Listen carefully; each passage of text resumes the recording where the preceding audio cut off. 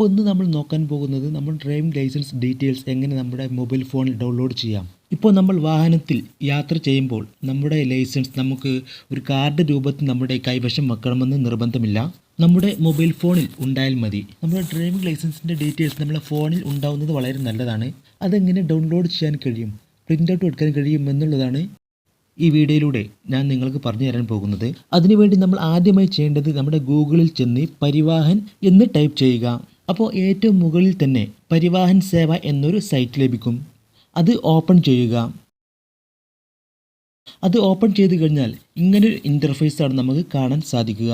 ഇവിടെ നമ്മുടെ വാഹനവുമായും നമ്മുടെ ഡ്രൈവിംഗ് ലൈസൻസുമായും ബന്ധപ്പെട്ടുള്ള എല്ലാ കാര്യങ്ങളും നമുക്കിവിടെ കാണാൻ സാധിക്കും. ഇവിടെ മുകളിൽ കാണുന്ന ഓപ്ഷനുകളിൽ ഓൺലൈൻ സർവീസ് സെലക്ട് ചെയ്ത് മൂന്നാമത്തെ ഓപ്ഷനായ driving licence related service select ചെയ്യുക. ശേഷം ഇങ്ങനൊരു പേജിലേക്കാണ് നമ്മൾ എത്തിച്ചേരുക. ഇവിടെ ഡ്രൈവിംഗ് ലൈസൻസ് പരമായിട്ടുള്ള എല്ലാ സർവീസുകളും ഇവിടെ കാണാൻ സാധിക്കും. ഈ പേജിൽ കാണുന്ന മുകളിൽ കാണുന്ന ഓപ്ഷനുകളിൽ ലാസ്റ്റ് ഓപ്ഷനായ അതർ എന്ന ഓപ്ഷനിൽ സെലക്ട് ചെയ്ത് അതിൽ ഒന്നാമത്തെ ഓപ്ഷനായ സെർച്ച് റിലേറ്റഡ് ആപ്ലിക്കേഷൻ എന്ന ഓപ്ഷൻ ക്ലിക്ക് ചെയ്യുക. പിന്നീട് കാണുന്നത് ഇങ്ങനൊരു പേജിലാണ് നമ്മൾ എത്തിച്ചേരുക. ഇവിടെ സെർച്ച് ക്രൈറ്റീരിയയിൽ സെലക്ട് ക്ലിക്ക് ചെയ്യുക. ശേഷം നമുക്ക് കുറച്ച് ഓപ്ഷൻസ് അവിടെ ലഭിക്കും.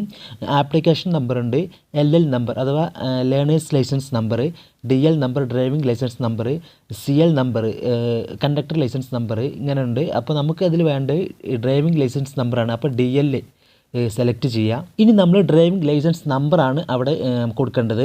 നെക്സ്റ്റ് കാണുന്ന കോളത്തിൽ നമ്മുടെ ഡ്രൈവിംഗ് ലൈസൻസിൻ്റെ നമ്പർ കൊടുക്കുക.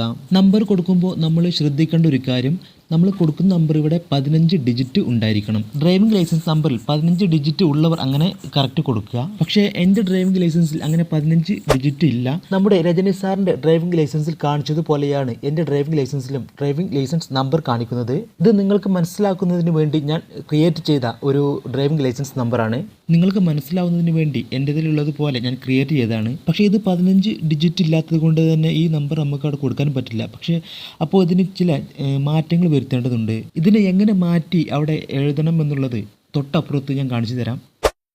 ആദ്യം നമ്മുടെ സ്റ്റേറ്റ് എഴുതുക. കേരള എന്നുള്ളതിൻ്റെ KL എഴുതുക. അതിനുശേഷം നമ്മുടെ RTO നമ്പർ, എൻ്റെ ലൈസൻസ് നമ്പറിലെ RTO നമ്പർ 18 ആണ്. അതിനുശേഷം നമ്മുടെ ലൈസൻസ് ഇഷ്യൂ ചെയ്ത വർഷം കൊടുത്തു കഴിഞ്ഞാൽ ഇപ്പോൾ ടോട്ടൽ 8 ഡിജിറ്റ് ആയിട്ടുണ്ടാകും. ഇനി കൊടുക്കാനുള്ളത് ലൈസൻസിലെ നടുവിലെ നമ്പറായ 45678 എന്ന നമ്പറാണ്. ആ നമ്പർ കൊടുത്തു കഴിഞ്ഞാൽ നമുക്ക് ടോട്ടൽ 13 ഡിജിറ്റാണ് ലഭിക്കുക. നമുക്ക് മൊത്തമായി വേണ്ടത് 15 ഡിജിറ്റാണ്. ബാക്കി ബാലൻസ് വരുന്ന 2 ഡിജിറ്റ് നമുക്ക് 020 ആഡ് ചെയ്യാം.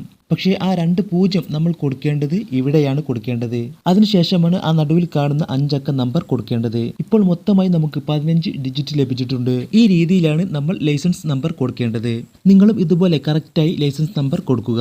അടുത്തത് നെക്സ്റ്റ് കോളത്തിൽ ഡേറ്റ് ഓഫ് ബർത്ത് കൊടുക്കുക. നമ്മുടെ ഡ്രൈവിംഗ് ലൈസൻസിൽ ഉള്ളതുപോലെ തെറ്റാതെ ഡേറ്റ് ഓഫ് ബർത്ത് ഇവിടെയും കൊടുക്കുക. അത് കഴിഞ്ഞ് താഴെ കൊടുത്തിട്ടുള്ള ക്യാപ്ച ടൈപ്പ് ചെയ്തതിനു ശേഷം സബ്മിറ്റ് കൊടുക്കുക. സബ്മിറ്റ് കൊടുത്തു കഴിഞ്ഞാൽ നമ്മുടെ ഡ്രൈവിംഗ് ലൈസൻസിൻ്റെ എല്ലാ ഡീറ്റെയിൽസും നമുക്കിവിടെ കാണാൻ സാധിക്കും.